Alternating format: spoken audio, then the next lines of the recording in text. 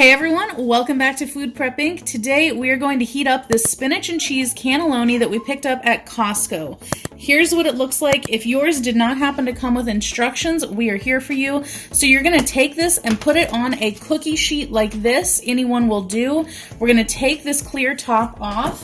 Here's our product, and then we're going to take a little bit of foil and we're going to spray it with a little bit of cooking spray. That way our cheese does not stick to our foil.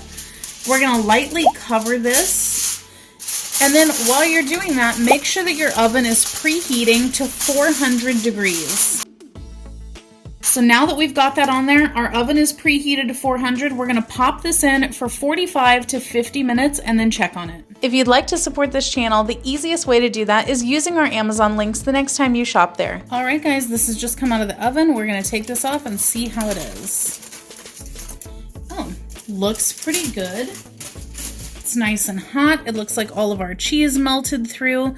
So there we go. There's our pasta. It's all done. It took right about 65 minutes or so. So they recommend 45 to 50. But when I checked at that 45 mark, it was still not cooked all the way through in the center with the temperature.